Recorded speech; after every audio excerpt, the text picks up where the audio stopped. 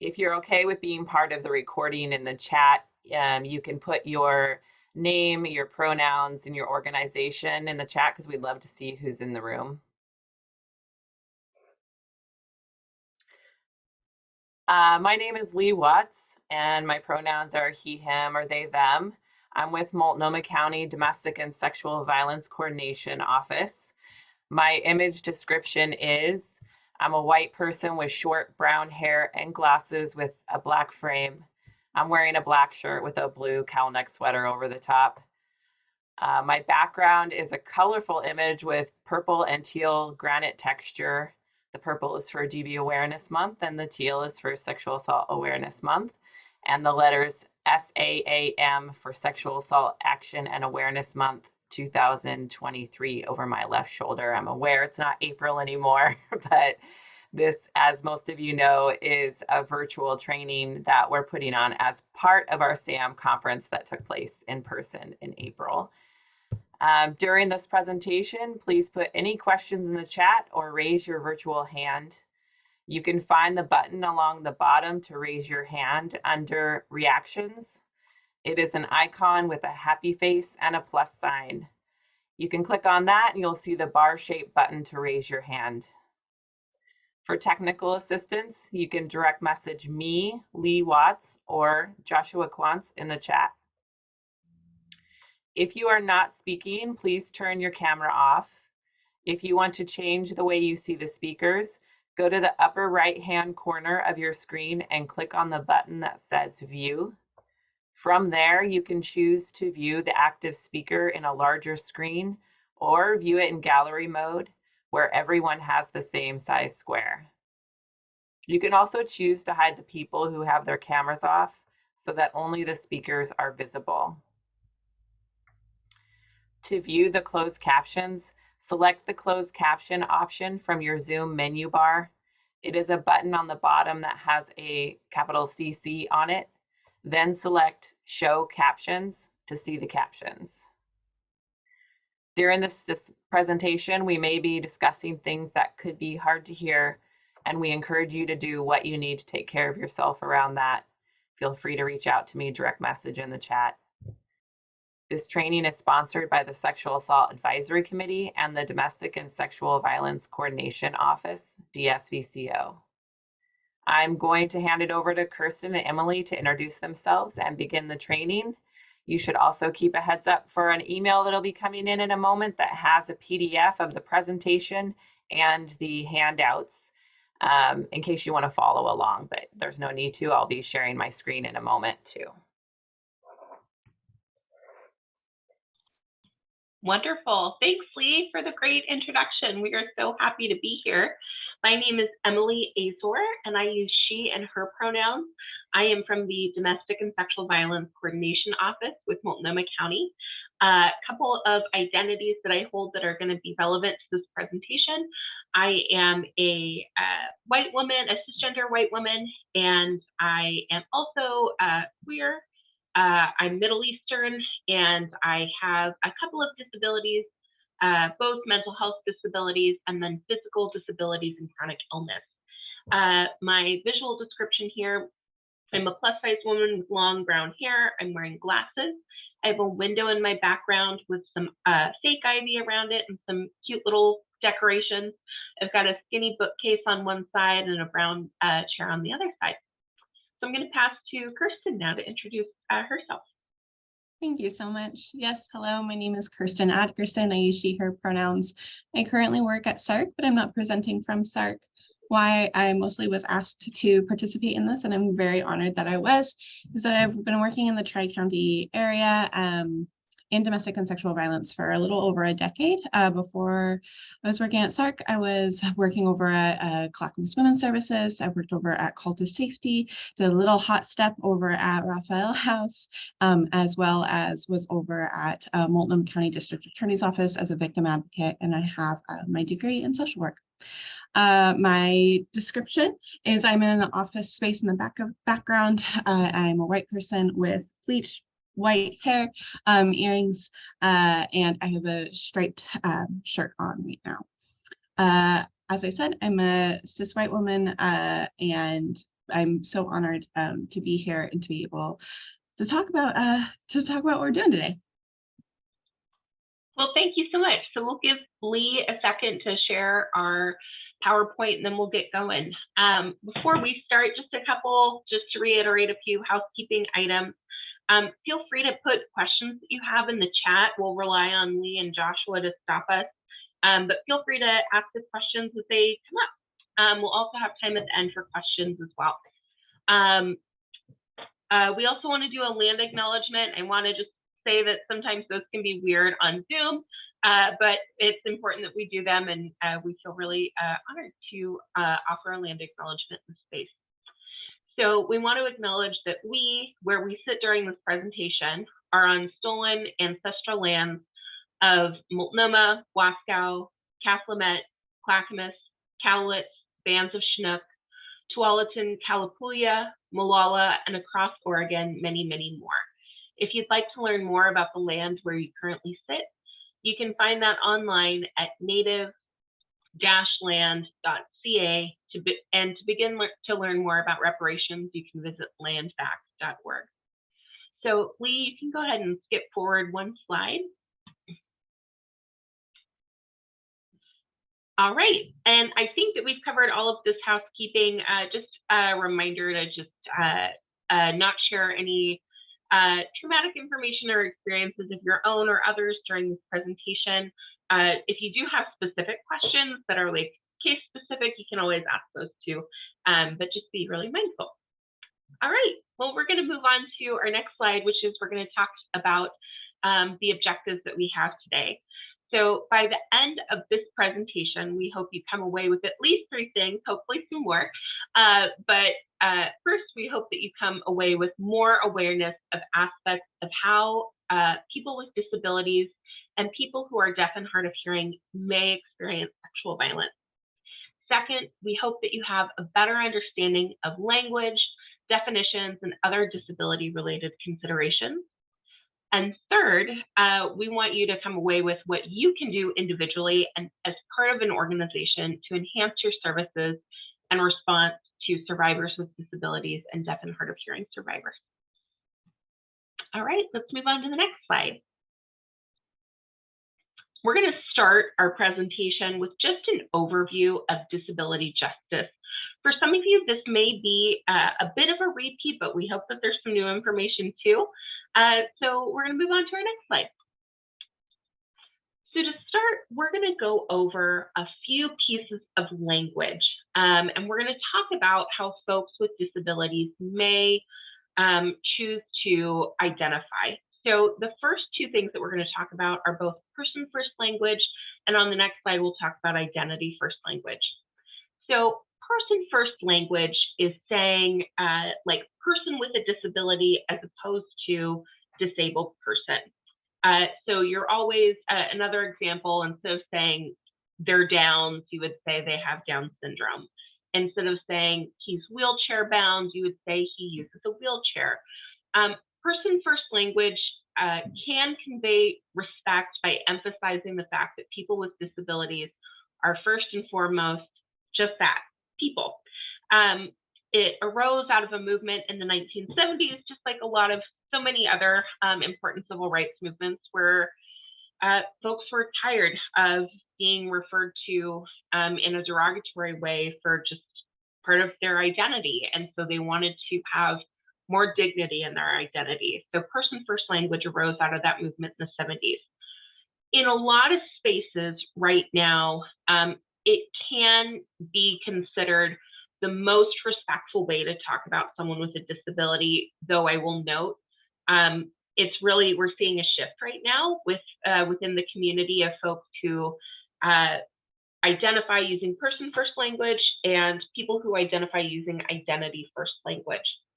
So I would say in a lot of our spaces, we use person-first language, but we want to really emphasize that it's up to the person.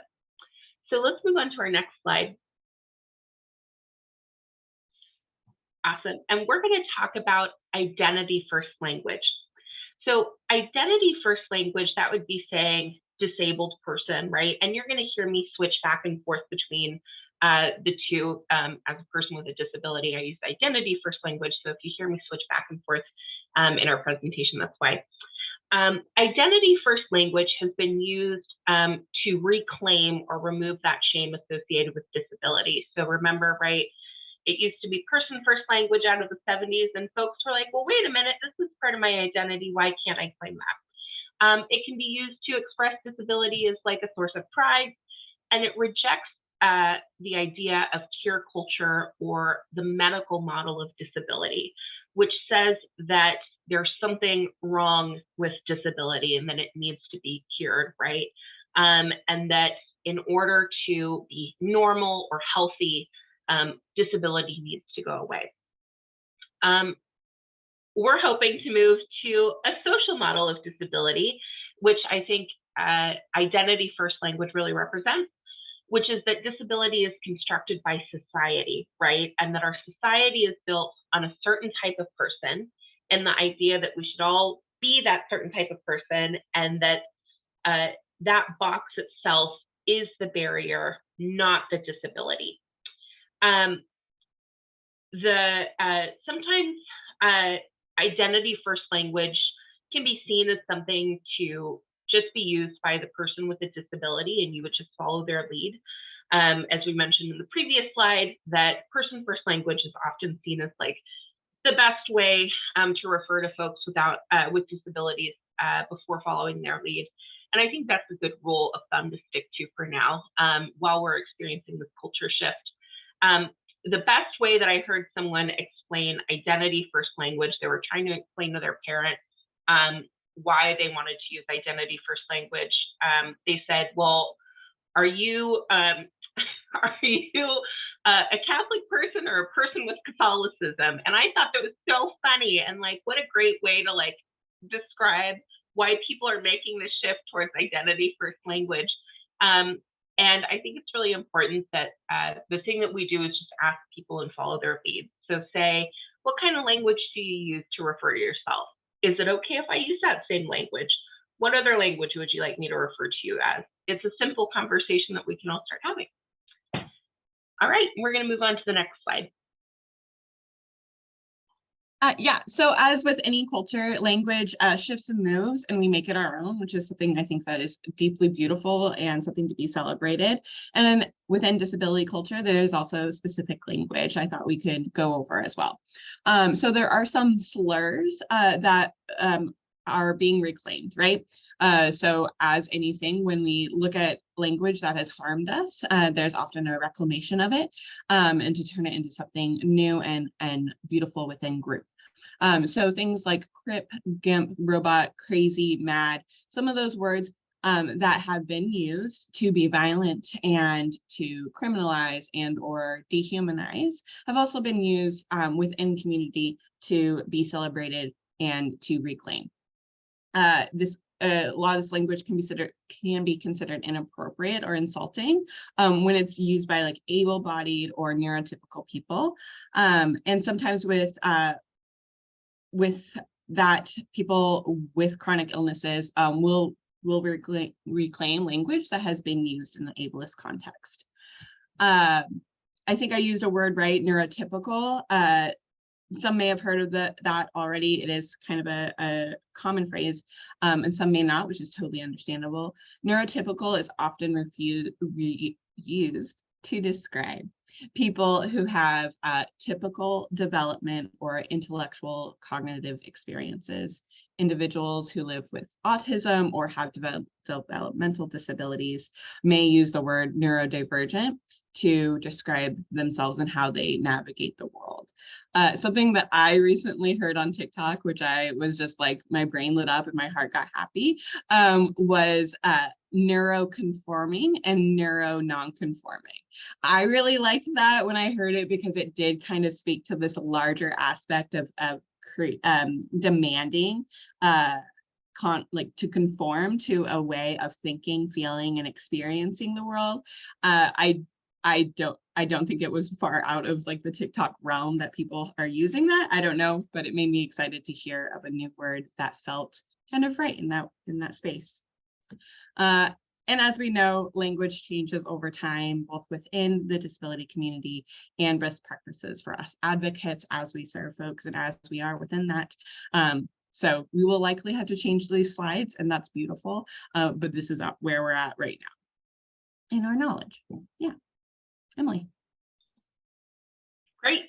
So next we want to talk about the deaf and hard of hearing community. Some folks who are deaf and hard of hearing do not identify as having a disability. They identify as a member of a cultural or linguistic group. A lot of people who use ASL or American Sign Language identify that as a first or native language. And so really your identity as someone who's deaf or hard of hearing is more cultural identification, right? So in this instance, we really want to place an emphasis on culture first language as opposed to people first language. I heard speaking about language evolving. I saw this once again on TikTok where I get all my information. I saw someone who was deaf and hard of hearing. They were talking about how ASL is evolving in some ways to be like a one-handed language, almost kind of like a chat speak version of ASL, because people are holding like their iPhone with one hand and they're signing with the other. And I thought that was something that I never would have thought about. But I think folks are getting so creative with the way that they're adapting to the new world that we live in, and that language is constantly evolving, and the way in which people exist within their own communities, especially within the disability community, is continuing to evolve as well. And we'll go to the next slide, and Kirsten's going to talk about how we define disability. Yeah. So there are many different ways and definitions of how we define disability. Ideally, it would be self-defined. And these definitions that we have shown to you right now, the ADA definition and the World Health Organization definition. The first being, and many are used to determine eligibility for services or financial support. They're often used in a very gatekeeping way. And or they might be used in a way to achieve equity in legal rights, right? So some of this might be very common with the conversation around using the term survivor or victim. Oftentimes that comes with the acknowledgement that victim sometimes has legal rights attached to it. So to kind of give an idea of what we're talking about between the two, right, is sometimes that these definitions are to give legal rights, and sometimes they are in a gatekeeping space. For the ADA one, it's important to know that disability is a legal term rather than a medical one. And the ADA's definition of disability is different from how disability is defined under some other laws, such as like Social Security, disability, and related benefits. Let us jump to the World Health Organization's 3 dimensions of disability: impairment in a person's body, structure, or function, or mental functioning. Activity limitations such as difficulty seeing, hearing, walking, or problem solving, and participation restrictions in normal daily activities. I won't read all of it there, but those are some of the aspects of definition that we're working with. The next definition that we'll work with, which is on the next slide, is from Sins Invalid. Before this, I didn't know that a lot of the conversation and art that I've really appreciated came from Sins Invalid. So it was really fun to be like, oh, like I knew it came from somewhere. This is where it harkened from. So I really appreciated making that connection. So Sins Invalid is a disability justice-based performance project that incubates and celebrates artists with disabilities, centralizing artists of color and LGBTQ gender variant artists that have been historically marginalized. They have this much more inclusive definition of disability. I'll read it out real quick. We define disability broadly to include people with physical impairments, people who belong to a sensory minority, people with emotional disabilities, people with cognitive challenges, and those with chronic and severe illness. We understand the experience of disability to occur within all and within any and all walks of life, with deeply felt connections to all communities impacted by the medicalization of their bodies, including trans, gender variant, and intersex people, and others whose bodies do not conform to our culture's notion of normal or functional. I think that's really beautiful to be able to look at different defining disabilities or definitions, to know that there's not just one, and it can be something that does not feel gatekeeping. Let us go to the next one. There we go. Now I'm off mute. Okay, so we're going to talk about what is ableism. Ableism may have been a term that you've heard before, but we really want to define it here and maybe add some specific context for how that's going to show up for survivors of sexual assault with disabilities. So ableism is the practices and dominant attitudes in society that devalue and limit the potential of persons with disabilities. It is a set of practices and beliefs that assign inferior value or worth to people who have developmental, emotional, physical, or psychiatric disabilities. We also wanted to share some thoughts on ableism beyond just the definition on the screen from someone named Fran Odette. They authored a work called Ableism, a Form of Violence Against Women. And in it, they named that ableism dictates the kinds of services that folks with disabilities have available and are able to access. And I think we see this, all of us see this in our work. One example that she gave was limited access to sexual health information for women with disabilities is often based on the belief that disabled women will not be sexually active and therefore will not need reliable sexual health and reproductive health information. And therefore, right, the result is that there's an increased risk for sexual and physical abuse of women with disabilities. We're going to talk more about sexualization and desexualization of folks with disabilities later on. But I think we know that ableism shows up in many ways for our survivors. That's just one example, and we're going to delve further on into that in our next topic. But we're going to spend a little bit of time on the next probably 2 or 3 slides. We're going to do a bit of a deep dive. So we would be remiss, obviously, if we didn't acknowledge the history of the people who fought hard to get us to where we are today and the rights that we have. Also acknowledging that we have not nearly arrived, right? Sometimes when we talk about history, we'll say, oh, like all of this happened in the past, and we're so far along, we only have a little bit more to go. That is not how this history is being presented, as we know that we have a lot longer to go and have in many ways slid back. But we'll start with the history of the stigmatization, marginalization, institutionalization of folks with disabilities, which has a long history, especially at the beginning of the colonized states. So where I'm going to start is the returning of World War I and World War II veterans, where we had this belief that because they were veterans, they were deserving of structural change to support them. That is a lot of where the movement came from, of this deservinghood, that they did something for their country, and for that we must change in order to support them. We'll jump to the Civil Rights Act. It was a Civil Rights Act of 1964 was the first act that outlawed discrimination and segregation based on race, color, religion, or sex. It wasn't until 1988 that it then aligned with people with disabilities were included. And it makes sense for these large movements to finally come together because they have never been lived separately. But that is also something that had continued to bring more legal rights.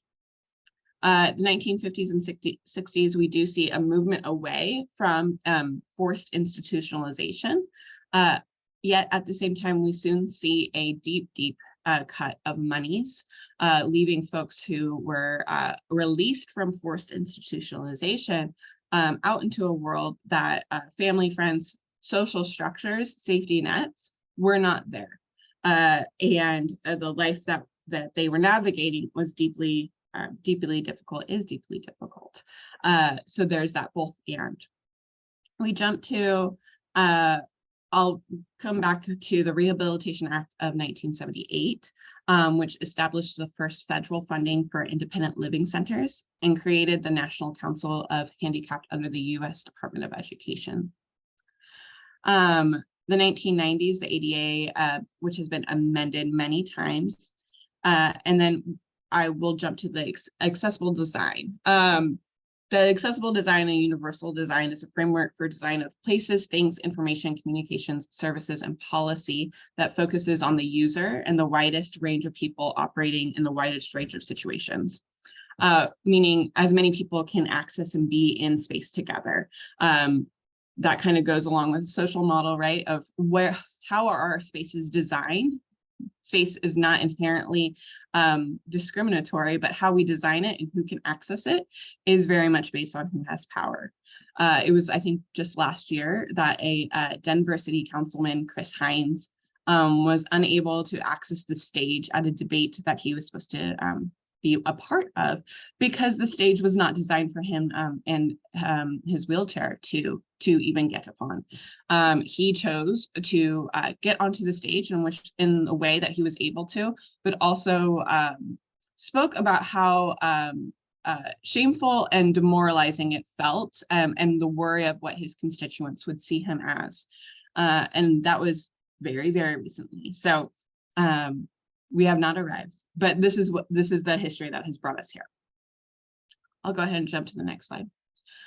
So there is a lot of statistics on here, and I recognize that. I'm trying to paint a picture of what it looks like for folks with disability in the States. So you'll see here in the United States, and it says this is before COVID,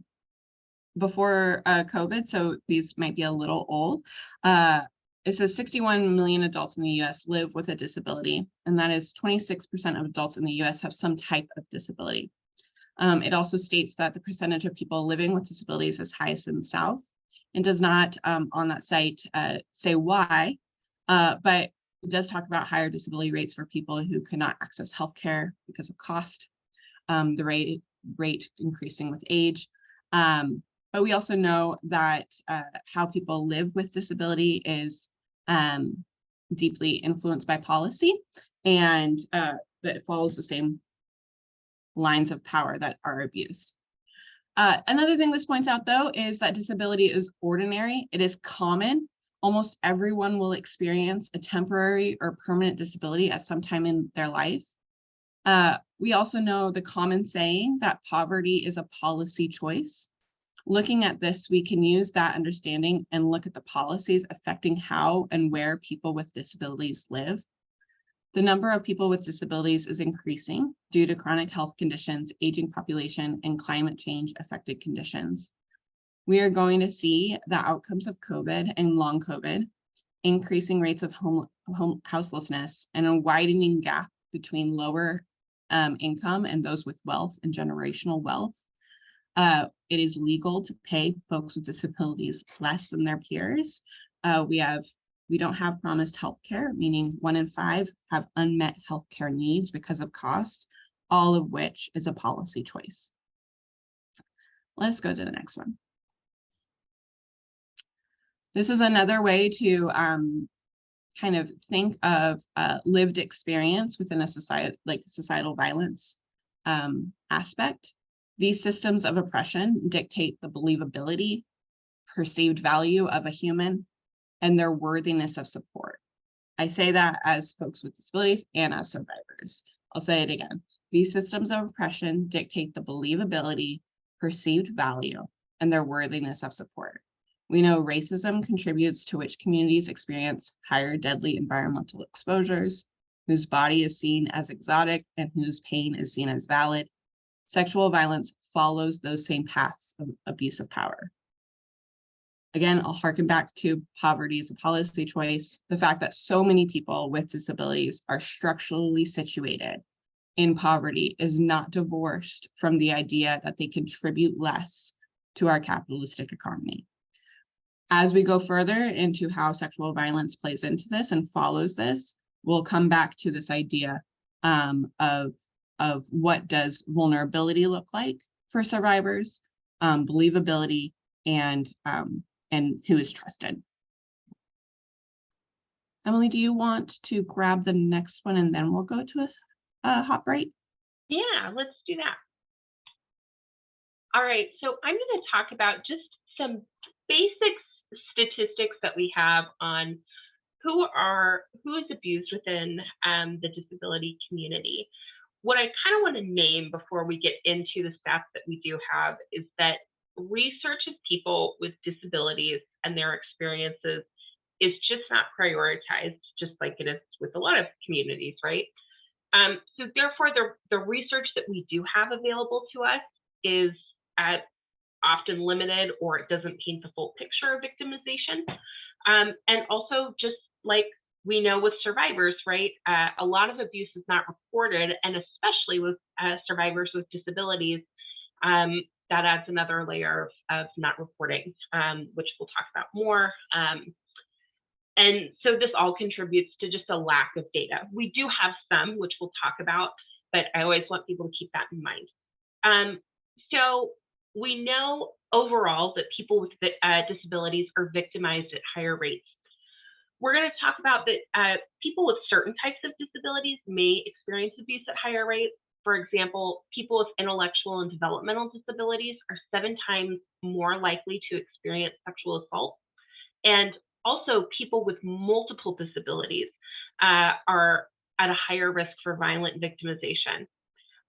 Overall, not specifically folks with intellectual or developmental disabilities, people with disabilities are 3 times more likely to experience rape and sexual assault. So I think that kind of tells you that there's a different experience of victimization depending on the type of disability that folks have.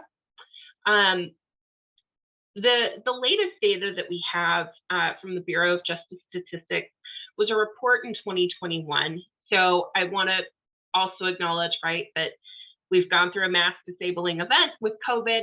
And so I think that as the years go on, we're going to just continue to see how COVID has impacted us and impacted these statistics that we have. But this latest stats don't include any COVID years. Some of the latest statistics say that, like, from 2017 to 2019, 19% of rape or sexual assaults against people with disabilities were reported to police, compared to 36% of those against people without disabilities. So once again, when we talk about reporting rates, we know that people with disabilities are less likely to report than compared to their peers. Another statistic said that the rate of violent victimization against persons with disabilities overall was nearly 3 times the age-adjusted rate for persons without disabilities, which we talked about before.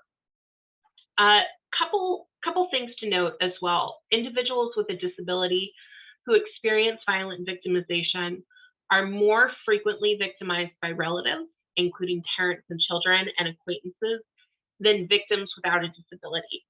And we know that that's because of the nature of the abuse, and we'll talk about that more later.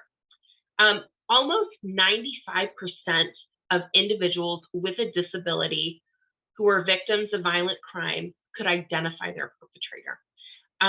We know that that same number is high for folks without disabilities, but 95% is a startling number.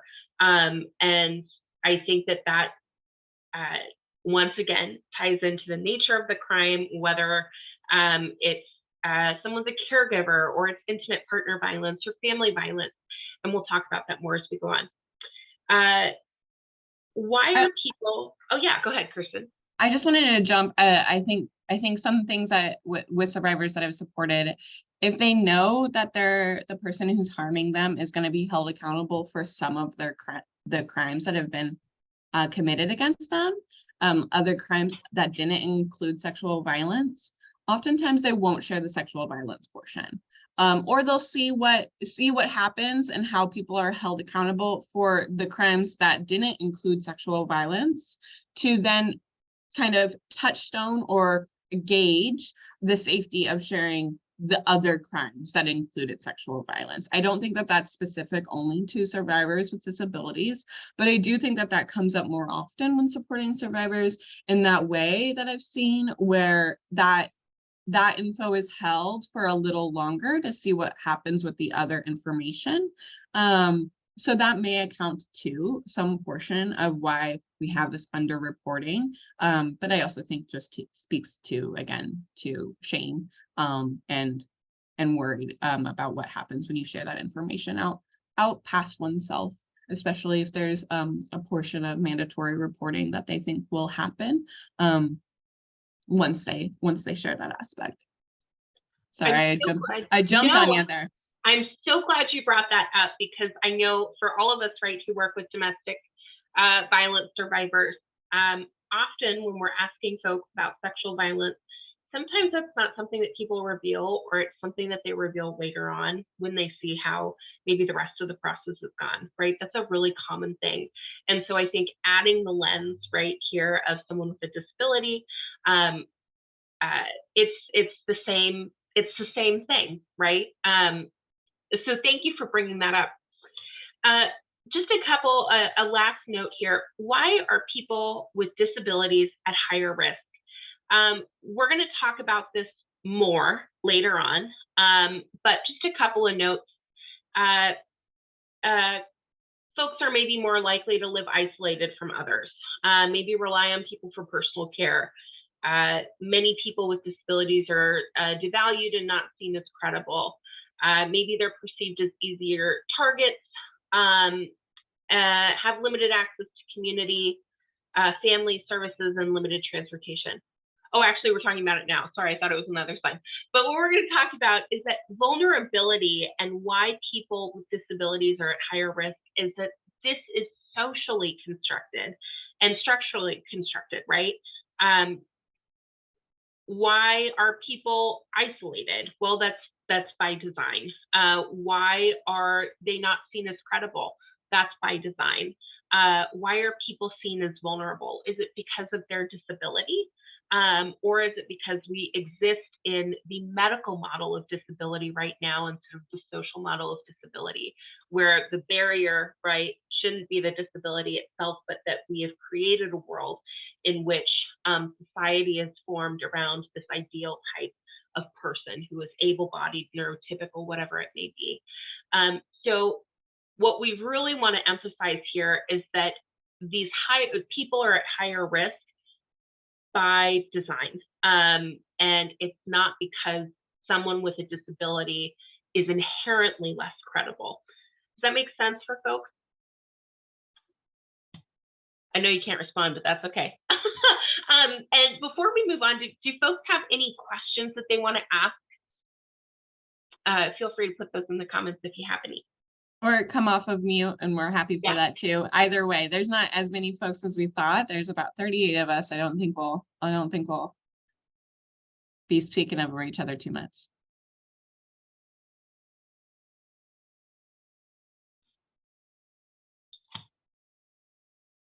All right.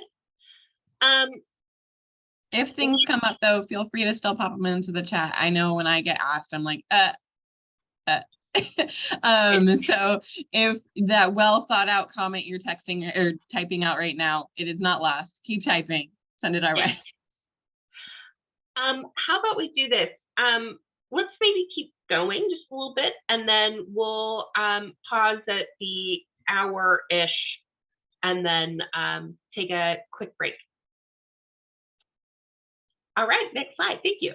So next we're going to talk about sexual violence and disability dynamics, and more of the specifics of how those two things intersect. So next slide. First, we're going to define sexual violence. So we didn't want to, during today's presentation, we didn't just want to address like sexual assault or rape. We really wanted to broaden the definition to be sexual violence. And let me just read here.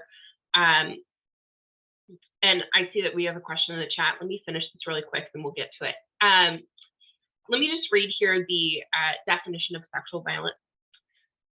Sexual violence is a broad category of actions in which a person exerts their power and control over another person through unwanted or harmful sexual actions. This could be things like sexual assault, sexual coercion, rape, sexual exploitation, sexual harassment. It's not limited to those things. And just because, we also know that sexual violence is often intertwined with someone that the survivor is in a relationship with, like we've talked about before. So just because we're focusing today on sexual violence doesn't also mean that we're not talking about domestic violence and the interlacing of those two, right? We know that there is often such overlap in experiences like we've talked about and named today. So we really wanted to focus on sexual violence broadly, especially as that shows up for folks with disabilities. And let's get to the question in the chat. I see it's from Xander. What are places in society where the medical view of disability is still more dominant? I think everywhere. So, right, the medical view, you mean the medical model, right, Xander, that we've talked about? So the medical model, right, is saying that disability is something that needs to be cured, where the social model of disability says, well, disability is just a way of existing, and the barriers that we've created are constructed, right? That if we lived in a world where there were no barriers because we had created them like that, then people would just be valued and worthy for who they are. I think we're especially seeing this now with COVID, where we're seeing, right, we've had this mass disabling event, and we're seeing like lots of eugenics and like gross stuff going on. I think that's a really prominent area where we're seeing it. But specifically for survivors with disabilities, I think we see it everywhere. If someone's going to get care, I just heard this in a presentation yesterday. Someone was talking about when you go to the doctor and they're writing down your disability, are they doing that just to get medical information, or are they doing it to like offer you an accommodation or see how maybe you could exist in their services in a way that feels supportive, right? We're still experiencing disability as something that needs to be fixed and cured. And if it can't, like we're seeing with COVID, then you know what? It's okay if we lose you. Like, I hate to name it like that, but that's truly what's happening for the majority of people. I hope that answers your question, Xander. And if not, feel free to chime in and let me know. Emilie, I might jump off too of the idea. Do you have a diagnosis, right? Are you diagnosed with this? Not do you experience this and this? Please tell me how you navigate the world. But do you have a diagnosis? That is a valuing the medical model above everything else. And I think that there are a lot of services, a lot of support systems that are gate kept by whether or not you have a diagnosis that is believed in to be valid, and that could go off into a whole other thing, right? Of like, and is there any overlapping thing that is decided that doesn't make it valid, right? If you then also interact with substances, now apparently, you know, like, oh, well, the substance is the issue, not this diagnosis. So that's how I also see it, is whenever I hear that, well, do you have a diagnosis? That's where my that's what I'm thinking of. Yeah, that's a great thing to add. And especially with our services, right? Like if we're trying to match a survivor to housing, they do need a disability diagnosis, and maybe they need paperwork, and maybe they need these other things, which we know can be really inaccessible, and often sorts people right within the sense of worthiness or unworthiness. I think that we've been talking about all along. Okay, any more questions, Xander? I hope that answered your question. If not, let us know and we'll try again. But let's go back to defining sexual violence. And once again, this is a really broad category of types of harmful sexual actions that are seen. And we really wanted to keep it broad during this presentation, as we know that it shows up in a variety of ways for folks with disabilities. I think now actually might be a good time to pause, because our next slide is we're going to talk about the power and control wheel. Lee, does it feel like a good time to pause, or do you want us to keep going? No, this is great. That's great. Great. Well, let's take a 5-minute, just stretch, get coffee, whatever you need to do, and we'll come back at, let's come back at 10:55.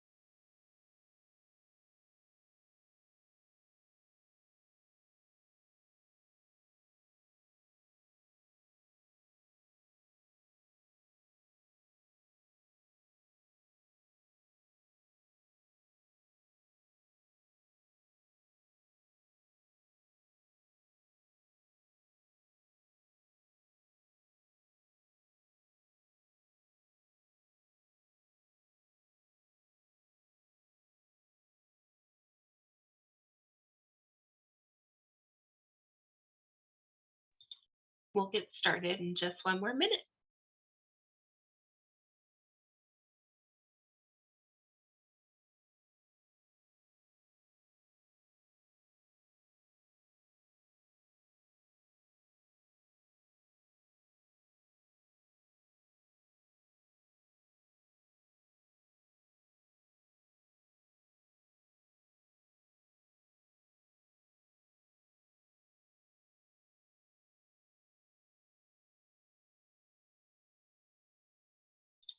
All right. Well, Lee, we're going to move on to the next slide, and I'm going to have Kirsten introduce the power and control wheel.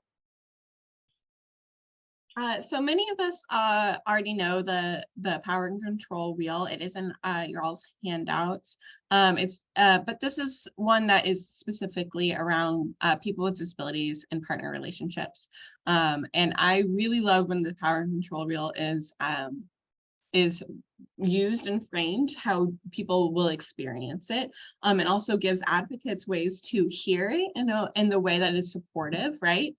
So it's not having to be explained to us if we don't have either personal knowledge or experience already serving folks in that way. It also gives us ears to hear and to be able to name, right? Often people will share an experience that feels very normal, not that it's good, but very normal to them. And we can reframe it in a way of how we know it has often been used to abuse in other ways.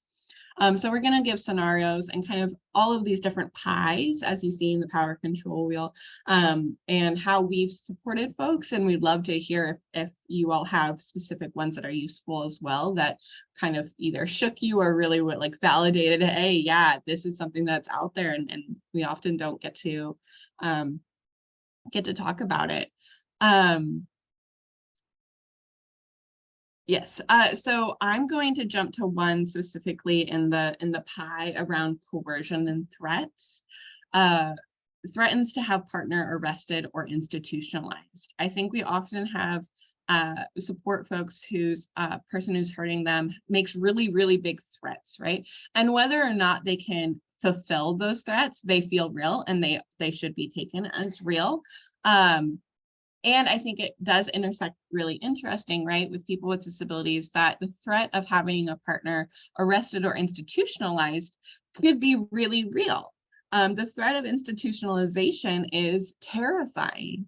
And when we combine that with history of medical abuse, that has the ability to take away, and often does take away, any ability to consent to other aspects within the relationship, because there is that overlying fear of control, that the partner will have this person arrested for their own well-being, or institutionalized for their own well-being.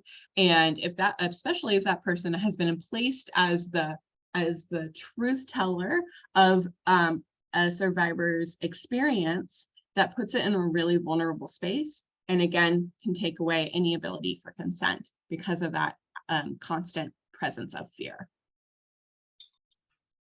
I'm going to jump to emotional abuse, that emotional abuse section of the pie. And I'm going to talk about insulting and shaming about disability.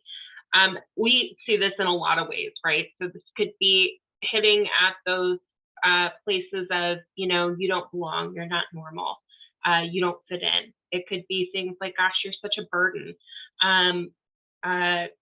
Anything, your body isn't normal, whatever it may be.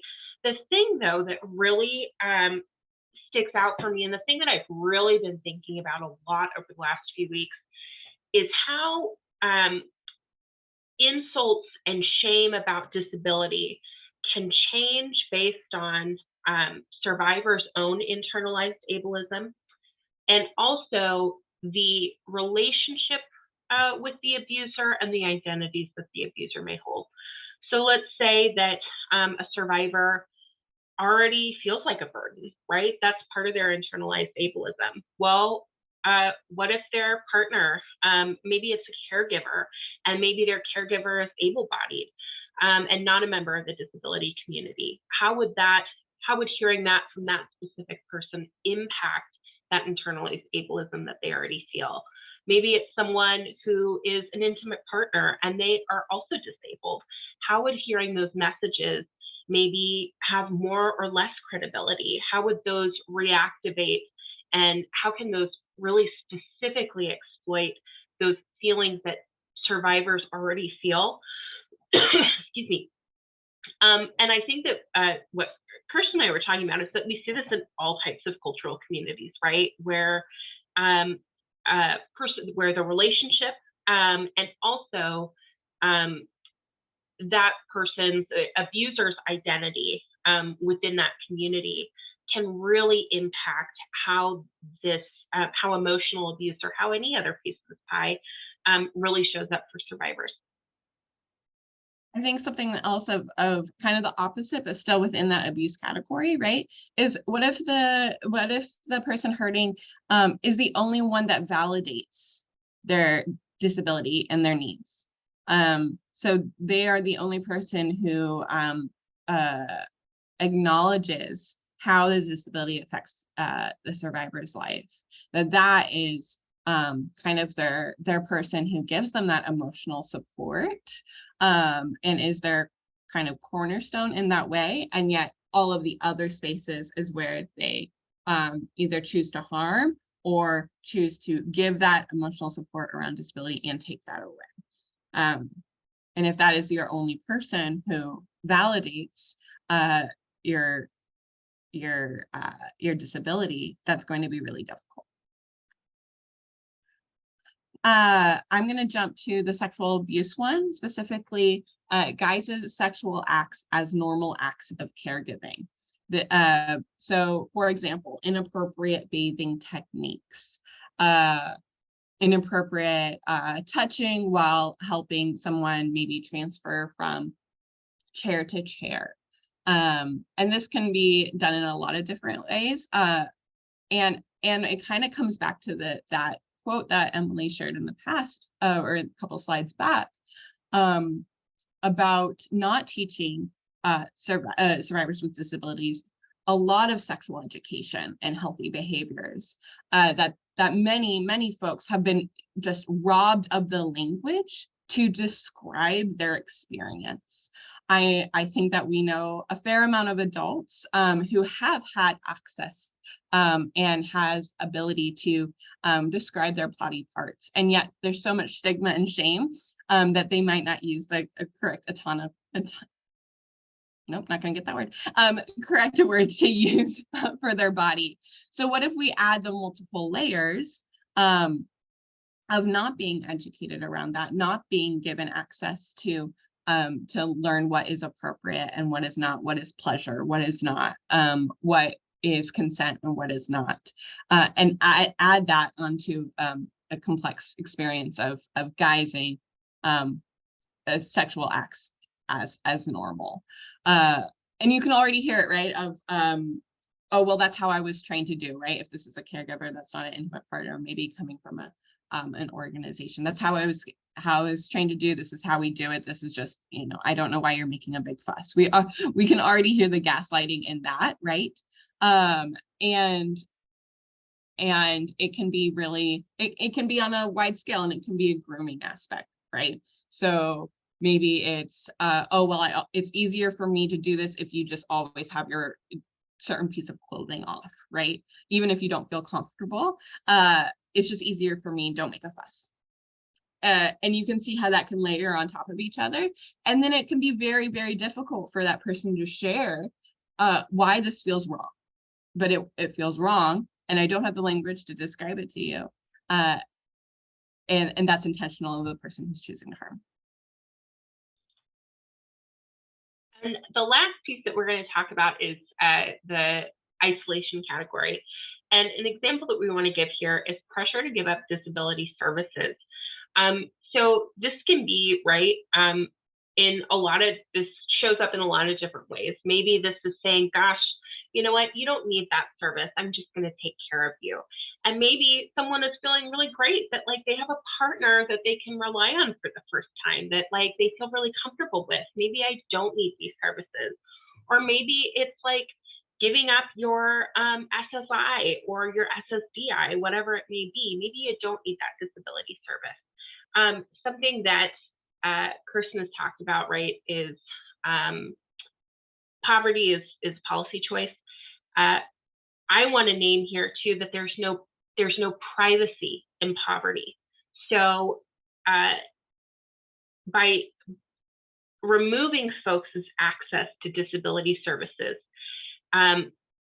they're creating that isolation. They're creating less eyes on what's going on. So maybe you're not going to the doctor as much. Maybe you're not going to the DHS benefits office. Maybe you're not going in to meet with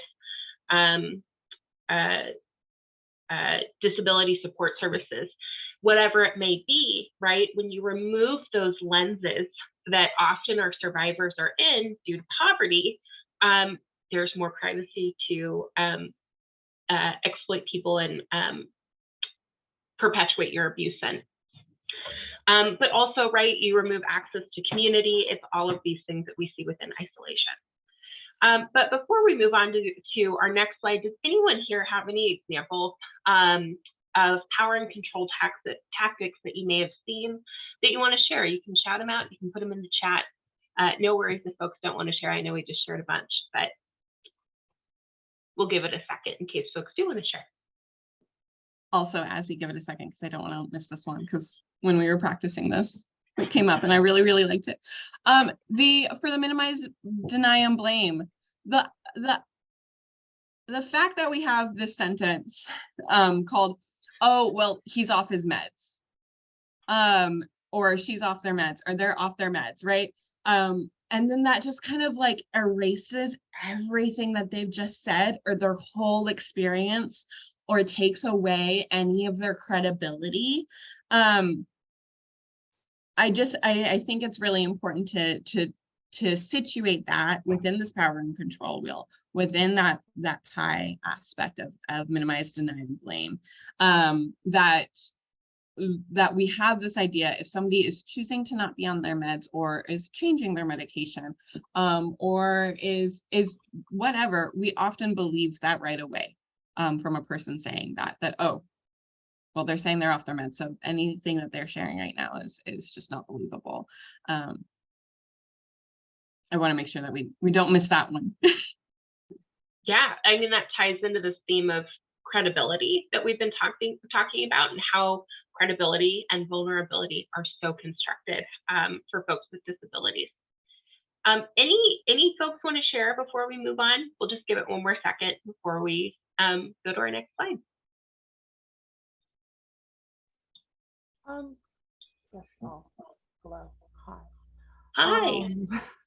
There can also be the issue where people with disabilities don't have the ability to leave where they are living, especially if they live in a group home or a foster home, or even physically can't get along by themselves, and if the person who's caring for them is the assailant, well, you're definitely not going to have them taken to the hospital. So yeah, that's something that's come up at my old job with IDD. So anyway. Absolutely. Thank you so much for bringing that up and highlighting that. You're absolutely right. And I think we see that too within our sexual and domestic violence organizations. Like, even if someone does want to leave, like, do we have accessible shelter space? Is someone set up with like a caregiver, or has their partner been their caregiver? Do we have to do some of this work ahead of time to be like, all right, well, we're going to get you on support services before you come into shelter? Like, it's so much to navigate. And that's another barrier for folks with disabilities. And it's just, yeah, it's really hard. And that's something that we see all the time. So thank you so much for mentioning that. And yes, I see your note in the chat. Most of that work takes months and weeks to set up. You're so right. Like, if someone wants to get set up with funding to have a caregiver and go through like a brokerage or whatever it may be, that takes a long time. And we don't often have that time when someone is experiencing abuse. And to do that kind of executive functioning and executive planning, holy moly, that man, like, that takes so much.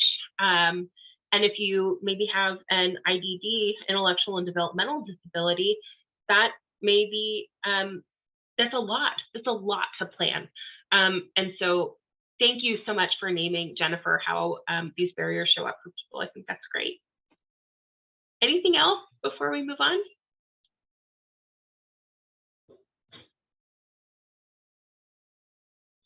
Awesome. Those are great. Thank you so much for sharing.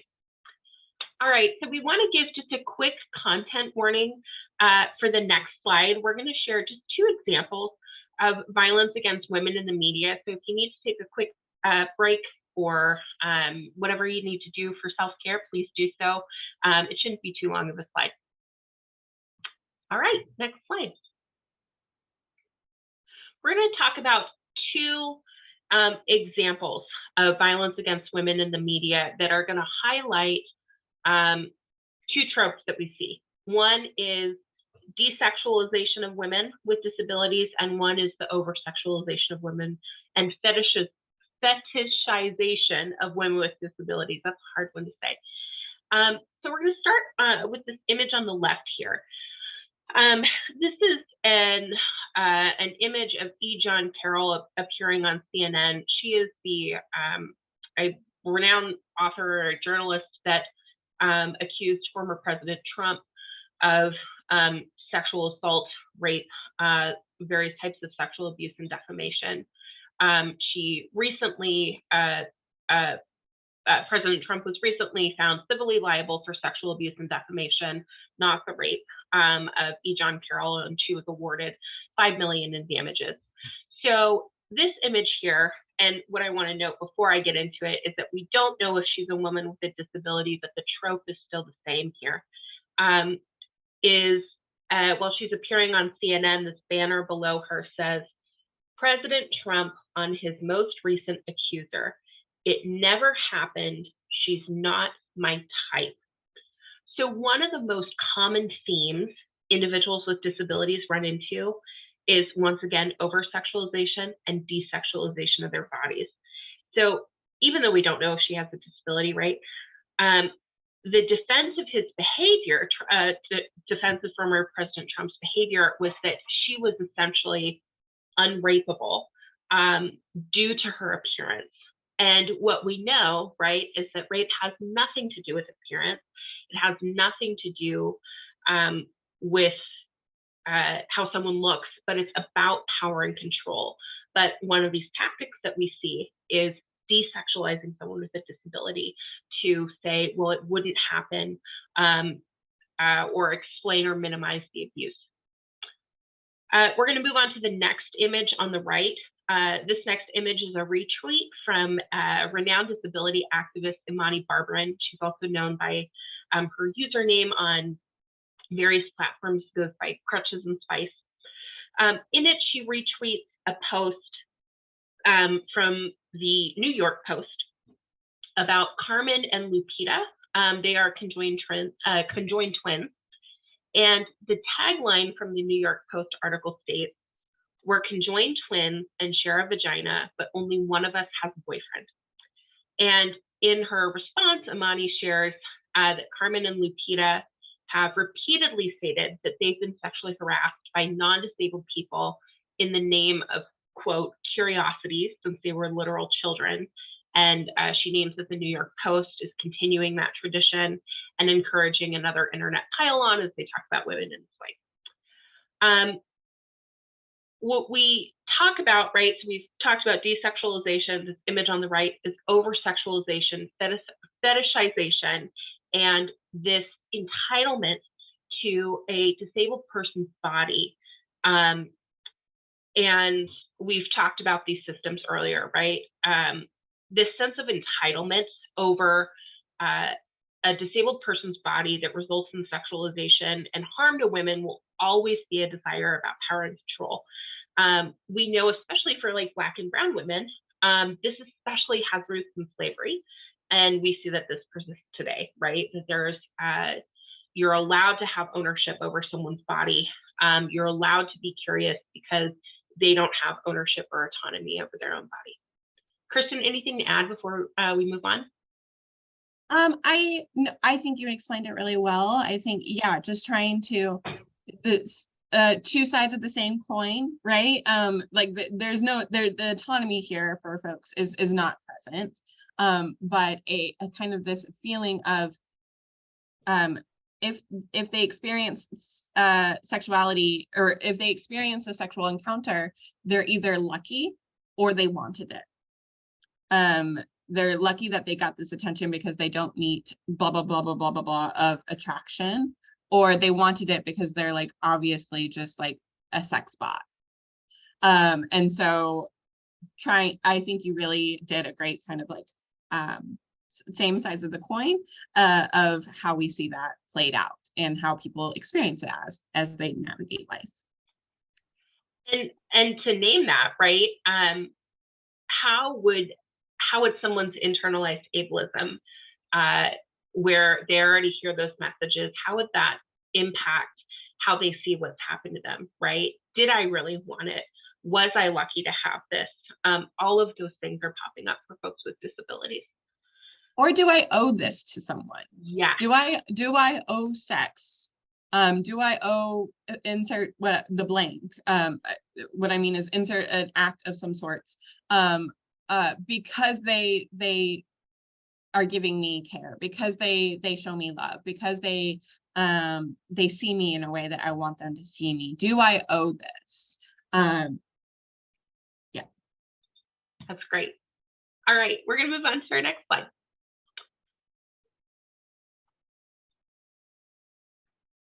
We're going to talk about, once again, some barriers that we've named many times are constructed, they're by design. And why might a survivor with a disability be less likely to reach out to domestic or sexual violence programs for help? So we're going to name a few, but we've already talked about these. So one would be limited to no specialized outreach to survivors with disabilities. So maybe your program really doesn't know how to work with folks with disabilities or how to reach out to this community specifically. Maybe you don't use plain language on your flyers, or maybe your flyers themselves are visually inaccessible. It could be that your phone line isn't set up for TTY or whatever it may be. Let's talk about next one, physical, communication, programmatic, and attitudinal barriers in anti-violence programs. Same sort of stuff, right? Maybe folks can't even physically access your space. I think a lot of our programs are working on that and they're doing a great job, but there's always room to improve. Lack of specialized knowledge and response protocols to survivors and disability organizations. This is more of the same. Lack of coordination between anti-violence and disability organizations. So we just talked about from Jennifer in our last example, right? Maybe someone needs disability support, or maybe they need a caregiver. But how could that be hard to coordinate between maybe a disability program and an anti-violence program, maybe if neither of them have the knowledge about how the other one works? Perceived lack of credibility, which once again we've named as constructed. Lack of accommodations. Maybe someone needs an accommodation, but your program doesn't offer it. Or maybe they don't even know that you offer accommodations and you in fact do. It's about communicating what options you have, and we'll talk about that in a bit. And the last one that we want to touch on is lack of empathy from law enforcement and prosecutors. Often, I think in these spaces we hear, well, law enforcement or prosecutors, system-based folks just need more training. And that's what we know, is that those folks receive a lot of training. So the reality is that there's a underlying lack of empathy, and that there are structural issues that are bigger than this presentation that need to be changed, that do impact the survivors that we work with, and that no amount of training that we provide is going to fix those underlying issues. All right, and we're going to move on to best practice tips. Next slide, please. So we're going to talk about a few different best practice tips. So these are broken up into two categories. One is accommodations and one is just other support. This is not an exhaustive list. At the very end of the presentation, we've got lots of references. So if folks need want to look into other stuff, go for it. If you have specific questions, feel free to reach out and ask. But we want to share just a few tips for working with folks. So let's talk about accommodation. Never assume what someone needs. Never assume disability status. The best thing to do is ask directly, both about disabilities and two, about accommodation. Tell people why we're asking about disability. Are you asking about it because you just need it for your demographic form? Do you need it because maybe someone could be matched to a housing program? Why are we asking people? And I think when we ask people, there's more of the shared buy-in, right? People are like, oh, I feel empowered to share that or not disclose that. And that creates more trust within your working relationship. The other thing, right, when we're asking about accommodation,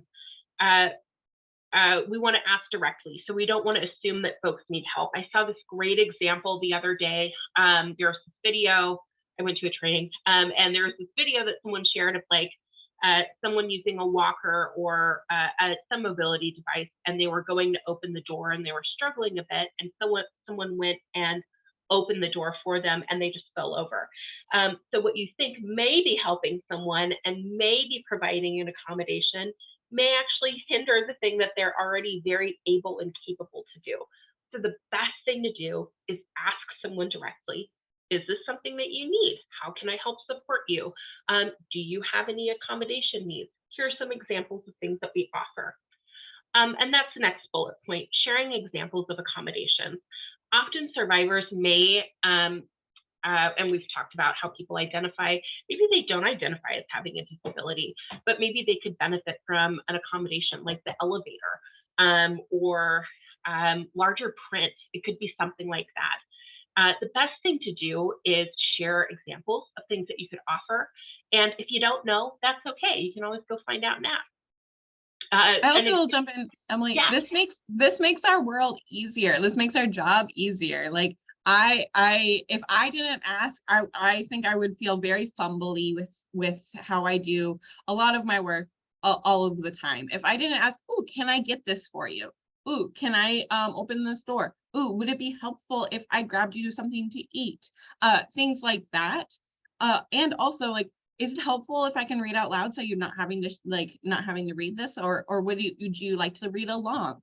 I get to both ask, so I'm not putting myself in a situation that is just not needed, and also I get to show that I want to be relevant by taking on some of that mental labor to say, these are some of the things that I know have been helpful in the past. I'm showing that I can be trustworthy or be useful in a way, and then they are able to share with me what they're needing, instead of me just being like, they'll tell me if they need something, which is not what relevant advocacy is.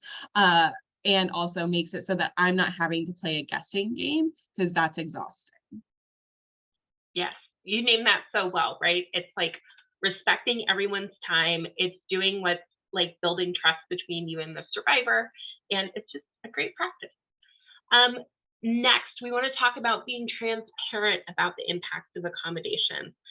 One way that this has showed up for Kirsten and I has been like supporting survivors with restraining orders.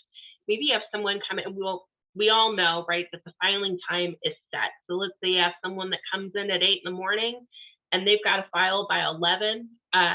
That's a 3-hour window. And that may be not enough time for someone with a disability.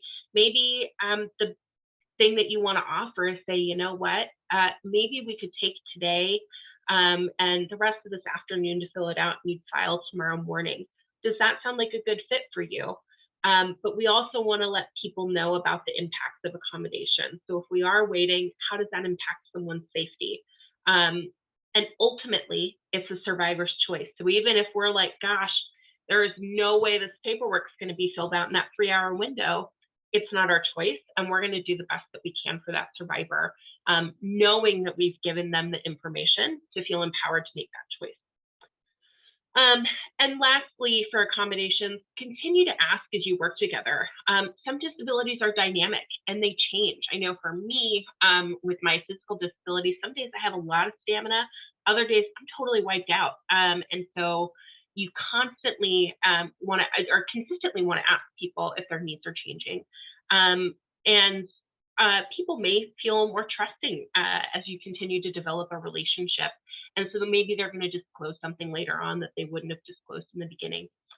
Let's talk about some examples of other support that you can provide that are maybe more tangible, that you can just put in your back pocket and pull out whenever you need it. Establishing physical and emotional safety. Thinking about things like, what does my physical environment look like? Who has access to the survivor and their information? Have I planned for more time? Am I limiting chaos? Am I keeping things simple? Am I repeating things if I need to? Those are some great examples. Using different modes of learning. So examples could be walking people through it, using videos, providing information in writing, using drawing. I would make sure that you have, for every task that you do, so maybe it's a restraining order, for example, have different tools in your toolbox so that you can explain the thing in a different way. Does someone need a video to really digest this information? Would images help? Do I just need extra time for them? Those are really great ways to support people. Another example could be providing or suggesting things like reminders, checklists, calendars, etc. Some people are going to be really great with those suggestions, and some people are going to say those don't work for me. Either one is good. And lastly, we want to just say being structured but flexible. Some folks with disabilities really thrive on routine and structure, and this can help folks know what to expect and limit those surprises. I know that we love to limit surprises in our work because that can be really re-traumatizing. And also for folks with disabilities, maybe that doesn't support their disability. But we also know that folks with disabilities need flexibility. So an example, right, would be having decreased stamina and fatigue. And so maybe you need things like a flexible schedule, periodic breaks, someone to break down a task for you. Any questions on accommodations, other types of support before we move on? And once again, we've got some references at the end of the slide, and you're welcome to follow up if you have a specific accommodation example that you need support with. But let me just give a quick pause for a second before we move on.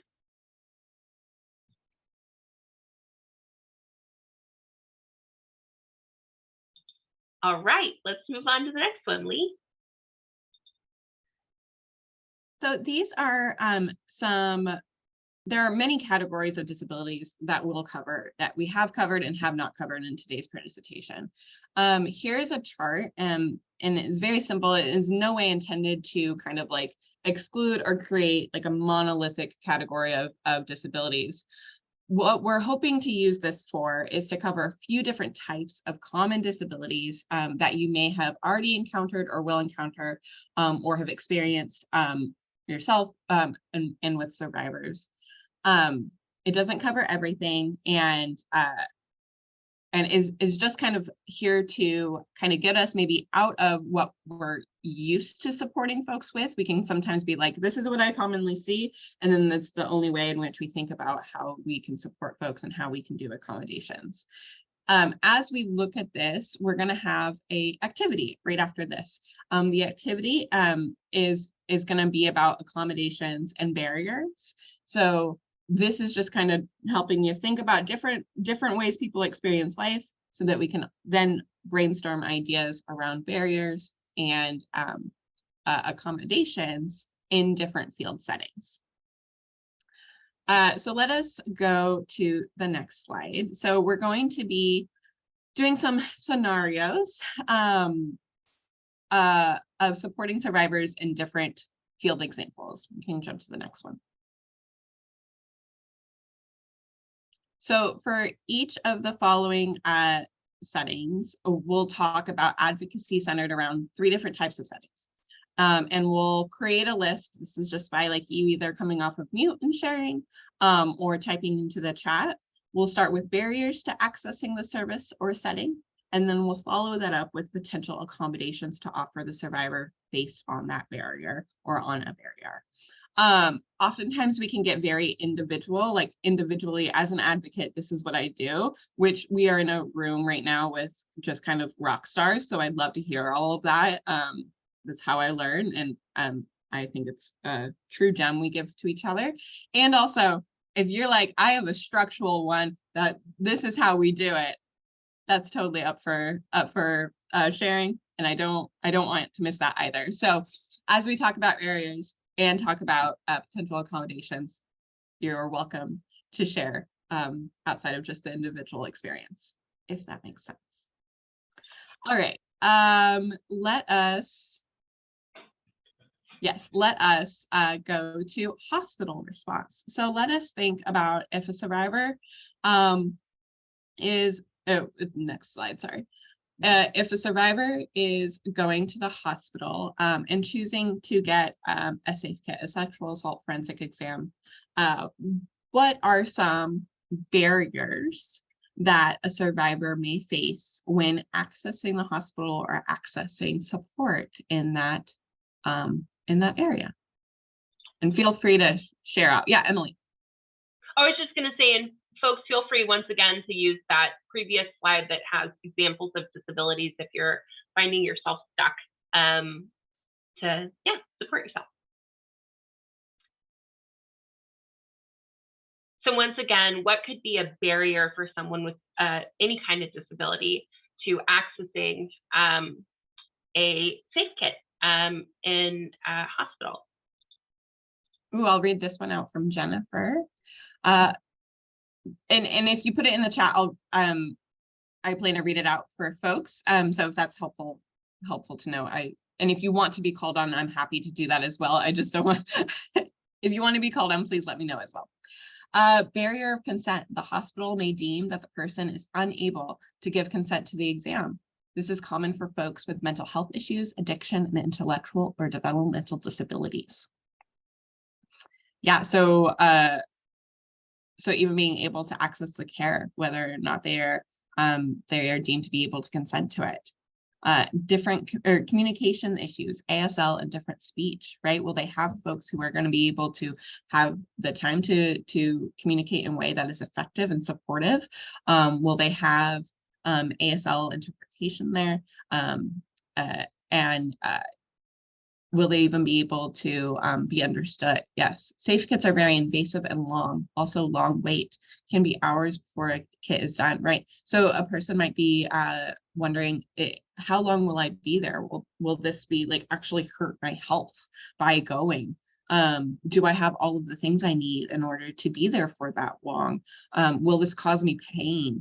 They might not know if they can say yes or no to certain portions of the kit, right? It might just be like, okay, I go and I have to do everything. Yeah, all of this.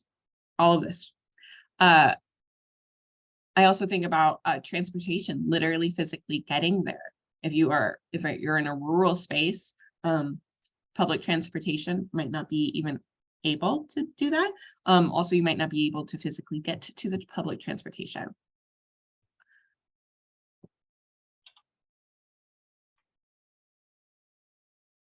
And maybe I believe maybe this one, Auntie, is this the accommodation is like being able to provide trauma-informed care is a way to address some of those barriers.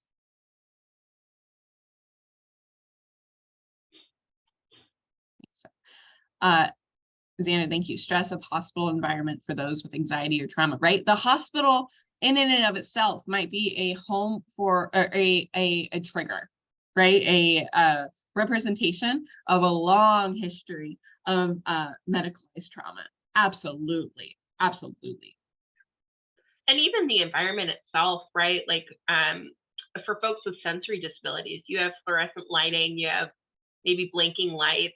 Maybe that's going to activate some aspects of your disability, right? On top of the fact that you're there for a very traumatic event. These are all fantastic. Do folks have, oh, I see one more here. Yes. police staff not believing the survivor, especially if homeless, a sex worker, person of color, queer, etc. Yeah, the LGBTQIA plus, like, yes to this. The amount of survivors I have supported that I've been seen by medical staff and police staff as either bed seeking, med seeking, wanting to stay longer so they're, and I will just pull in the sexual assault card. Too many, I will say too many survivors who I've experienced who that is the case. So absolutely, Jennifer, of the staff that they are interacting with, this is not in a vacuum of those other umbrella oppressions that we had talked about in previous slides. You are absolutely correct. Sorry, Emily, I just screamed. No, I screamed at the computer. So glad. Well, I think, like, as we've been talking about, like, houselessness and what you just named, that people are just wanting to get a bed, right? People just want to get off the street, when we know that a majority of houseless folks in Portland are disabled. And so none of this exists in a vacuum. None of this is, yeah, it's all connected. So thank you, Jennifer, for naming that. Do folks have any, and this can be for any of the barriers that have been named, or just accommodations in general, do folks have examples of accommodations that they want to share for working with survivors who are seeking a safe kit?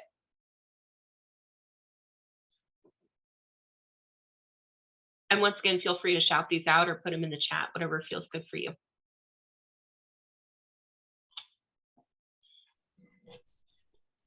I took a class a few years ago for abuse investigators and IDD.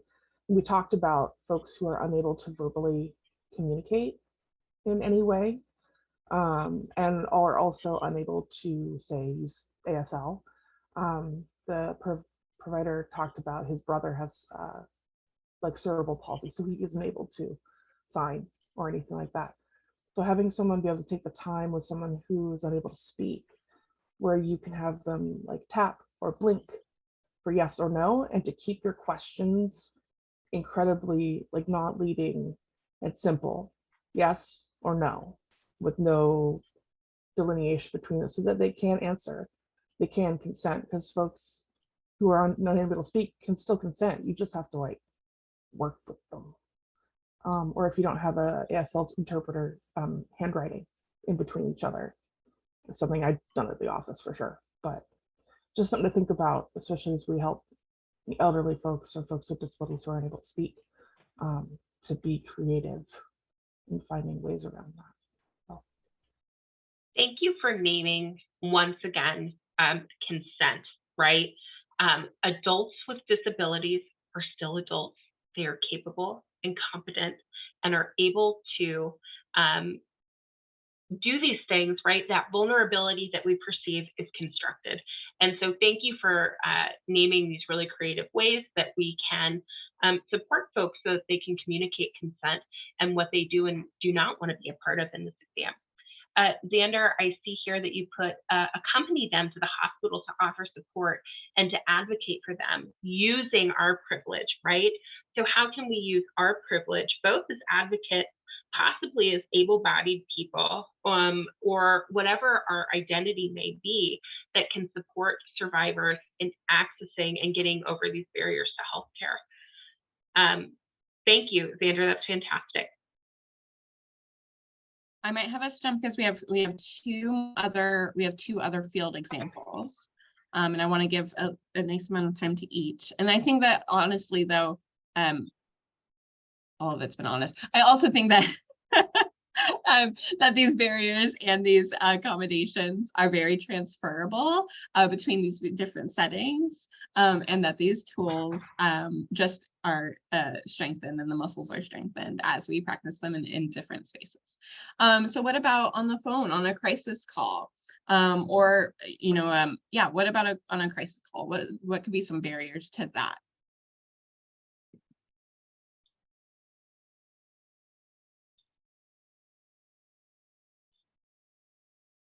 I know that one of the ones I've seen is allowing for texting. I did work at a place where we did text crisis texting. I will say it was very difficult at times, and also exactly the right thing, which I think actually kind of feels the most natural to say, right? And sometimes it was exactly what was needed to get us to another space that was as supportive as could be, and sometimes it wasn't the right vehicle for the conversation. But as we talked about, flexibility, and being able to see what's going to fit, right? Throw the spaghetti at the wall situation. That was something that was helpful. Good. Non-English speakers can do better with texting, right? It might allow for time to make sure that they're communicating what they're wanting to. And I'm sure there's other aspects around that as well. And you're welcome to share more around that, because I'd love that. Verbal speech for a crisis call may not be accessible by all. Absolutely. Absolutely. I think a lot of people have seen like this, and I don't think the younger generation necessarily has seen this, but I think a lot of people have like seen maybe a shift to using things that are texting, or maybe using more of the virtual setting and things that have arisen out of COVID, as maybe feeling like we're less connected. But what I really want folks to reframe their thinking as is, well, maybe we still are connected, but maybe we're just providing opportunities to people who haven't had the opportunity for connection before. I think naming here, verbal speech for a crisis call may not be accessible by all. Folks who are bilingual or don't have English as a first language, maybe the only way that they can communicate with you is via text, because that's what's accessible to them. I think that we are seeing this switch for some people is challenging, because it's a different way in which we've conducted our services before. But I'm really excited because it is accessibility for everyone, not just folks in the disability community. And Sylvia, I really like this. Also having bilingual staff available. I really love that.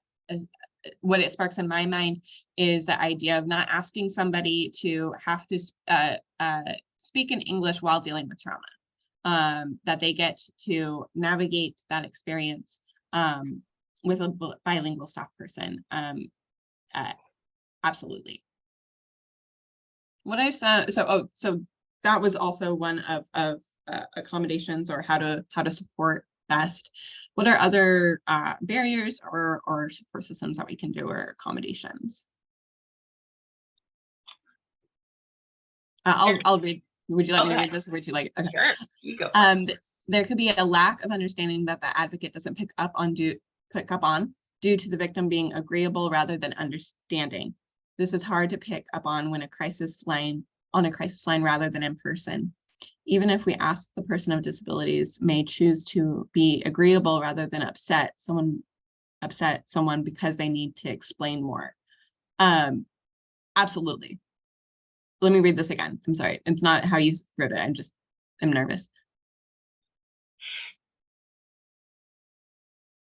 Okay, so is this kind of naming that barrier with a crisis line, is that because we have that in-person connection removed, it can be hard maybe to pick up on those nonverbal things that maybe we get in person, where, yeah, I think that maybe, especially if you're already having misunderstandings, maybe people are like, well, yes, okay, I'm going to concede and say, yeah, that's it. Okay, great. Okay, I'm glad we got that. You're so right. That is, even though, right, we've talked about how removing this in-person connection can be more accessible, you're so right. We do lose part of this connection that we so rely on in this field, which is so much of that nonverbal communication. And that is such a barrier, especially for people with disabilities, where if the option, right, is verbal communication, and that's not their mode of communicating, then there is an additional barrier, right? I might also, Emilie, too, I think we often don't, I mean, I'll just, as supervising advocates, right, we really do center survivors' experience of an advocate and advocates being able to understand survivors. But what happens when we don't also center survivors who are also advocates, who have disabilities, that bring a plethora of skills and knowledge to the field, but then we demand for them to only operate in a way of providing services that does not actually support them as the staff member, does not take full advantage of the skills that they bring to the field, and then we supervise them in a way that is not supportive to them and their disability and being a survivor and being an advocate. So I think it goes both ways. Demanding advocates to be good on all of these fields when they are not suited for all survivors, and they're not suited for all advocates. Yes. That's great. I think another barrier that I've been thinking about that kind of ties into the way that our services are designed is that a barrier for a crisis call is time, right? Often with a crisis call, it's like, okay, I've got to do a needs assessment. I've got to find the resource. I've got to share it with them, and then I'm getting them off the phone. And I'm going to try and do that as quickly as possible. I have a max of this amount of time. Let me try and get them off in 15 minutes. Well, what if someone with a disability needs more time than that? Well, the nature of our crisis lines are not to be designed for time. They're designed to be for a short amount of time.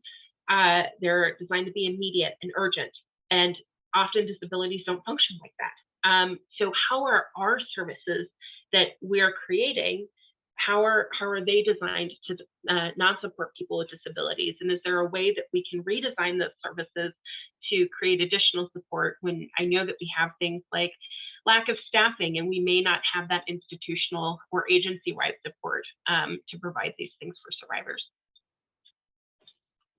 I'm looking at time. I might. Yeah, let's move on to our next one. All right, this is our last one. And then we're going to do kind of talking about our local support systems, some things that we're going to leave you at the end, and wrap this up. So that's what we're doing next. Oh, I might read this. I'm going to read this. To be mindful of bicultural versus bilingual barrier to informing family members or choosing not to. Family members could be present but not necessarily supportive, which puts a higher level of burden and fear on a survivor. Absolutely. I'm so glad that you named bicultural versus bilingual, right? Those are two different things. And so thank you for naming that, because you're right. When people have this cultural elements, that does impact the way that their support systems work. So thank you. And if the person who's harming them is a member of that culture, is a member of their family, whatever it may be, that, like we've talked about, adds another complex dynamic to a survivor's experience of harm. And that, I mean, and often sometimes maybe our services are demanding for them to choose support from those, or anonymity, or the thing that we provide, right? Because maybe their community is small, and the translation services that we have are small, and the fear that yes, that is a overwhelming and consistent thing to think about. This shows up really a lot for the deaf and hard of hearing community, which is often a very small community wherever it exists. So often people don't want to go seek support because they know that a member of their very small community is probably who they're going to seek support from. So even within the disability community, that's a way that this can present. Sorry, so our last field example is program intake. So this can be in a community-based setting. This could be maybe you're at a gateway center and you're just navigating services for someone, whatever it may be.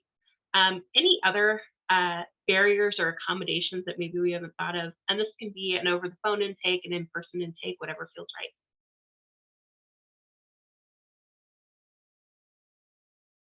you all have named so many already, and like we've talked about, they're all really transferable to other settings, so it's okay if we don't have any for the last one.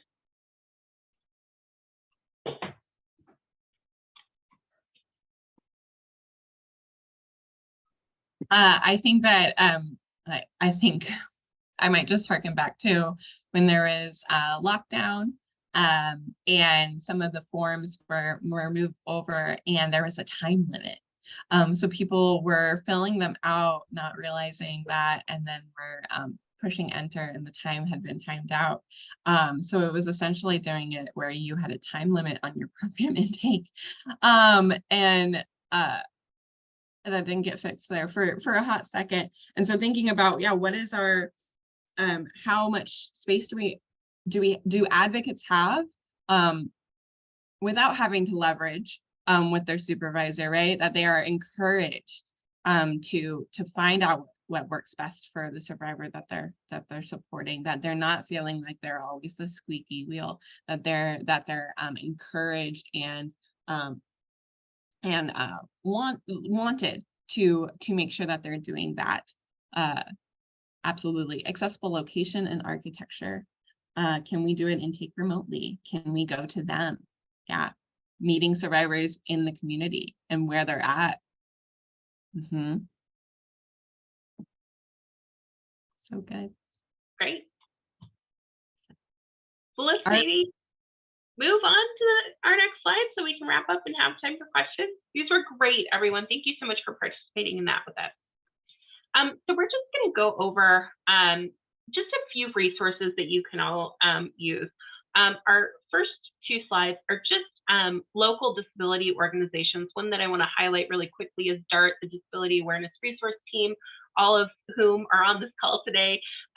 So their information is there. They're really great. They're an advocacy organization that works specifically with crime victim survivors with disabilities, and I would highly recommend them. We've got some other resources here that you can look at. We will go to the next slide. Same here.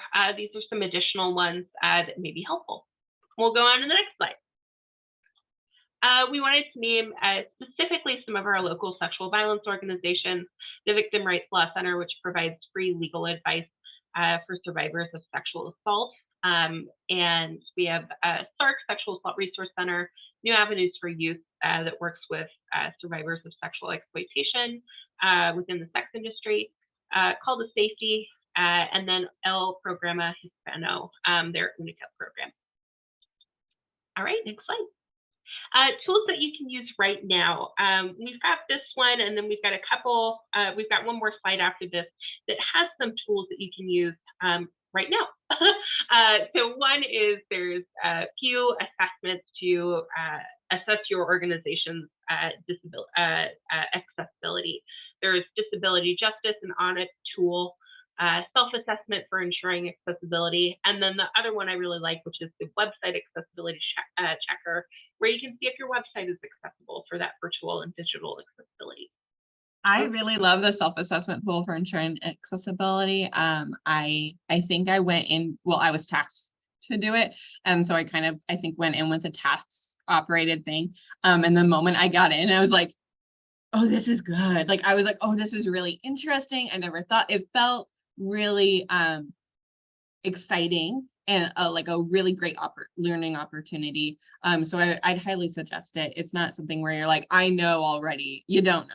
You just likely don't. And if you do, wow, that's amazing. Like, I'm happy about that. They're all really good. And the end of use for people with disabilities website is also really good. They have tons of trainings on there that I would recommend.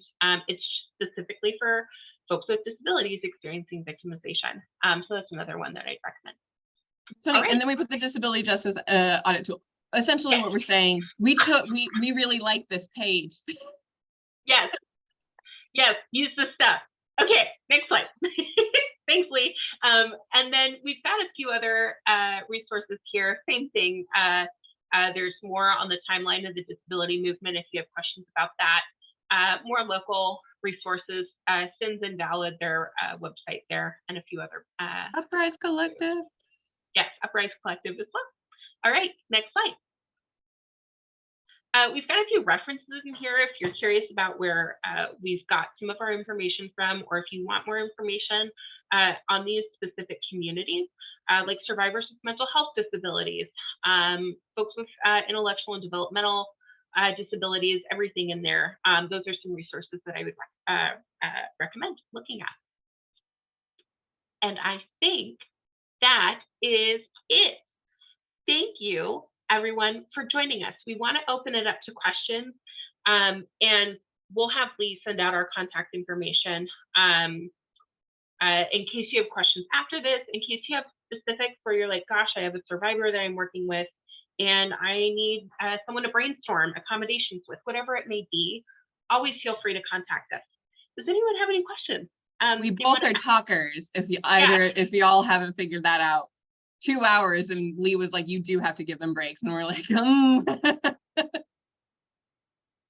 to talk. I hope that this information was helpful. Thanks, Jan, and thanks, Jen. Any questions from folks? And feel free to shout it out or put it in the chat. We'll just give folks a couple minutes.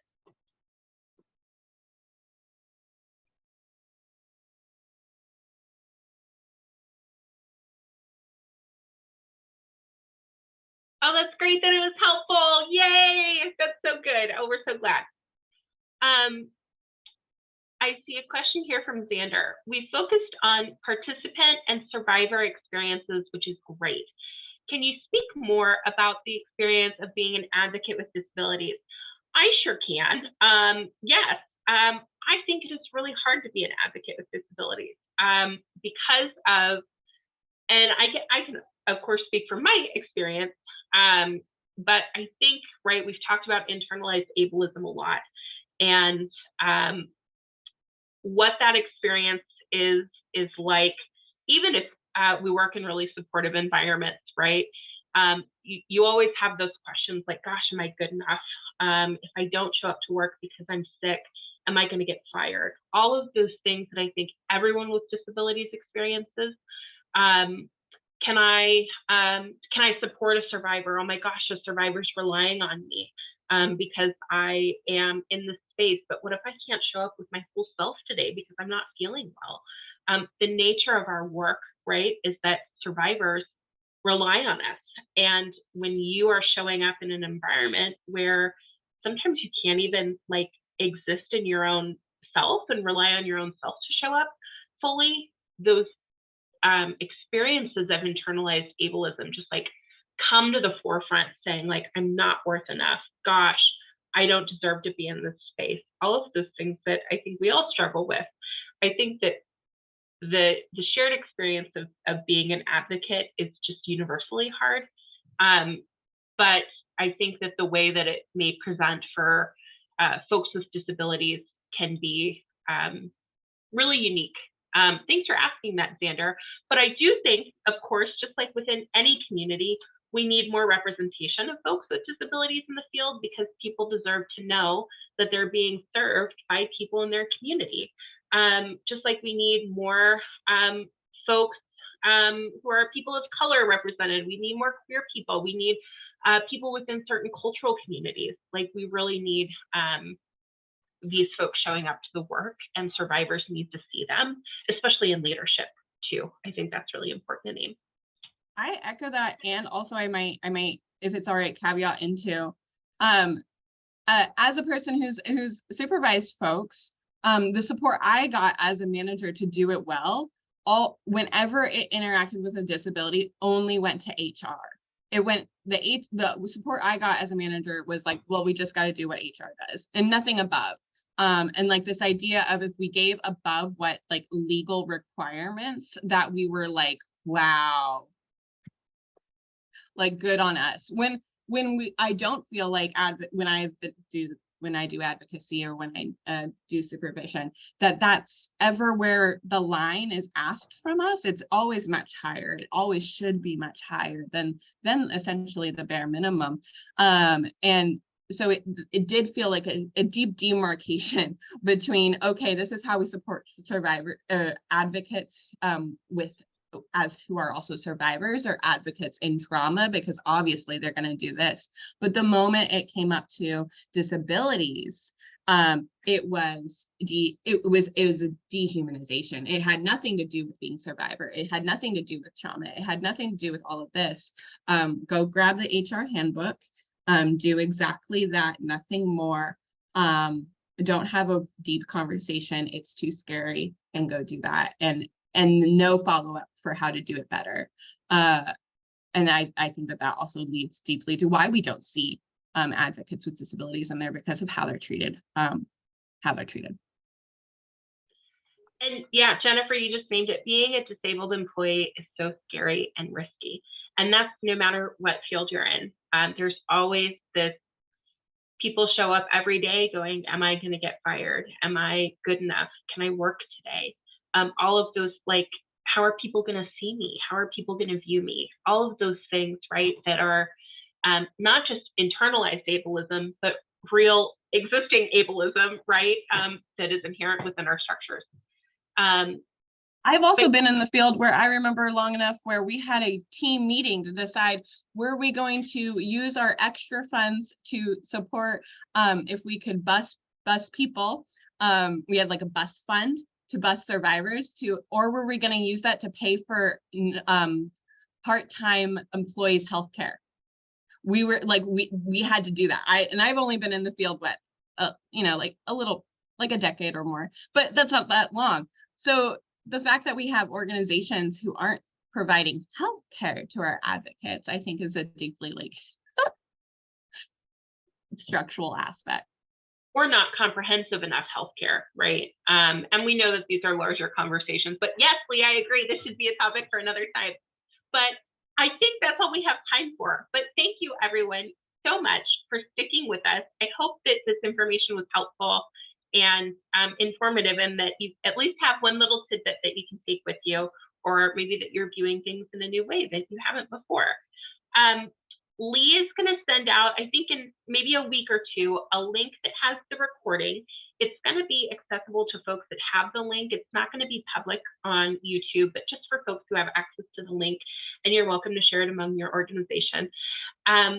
And we'll make sure to include the presentation materials as well as our contact information. You're welcome to contact either of us anytime with questions about specific case scenarios or whatever it may be. But once again, thank you everyone for showing up, and have a great day.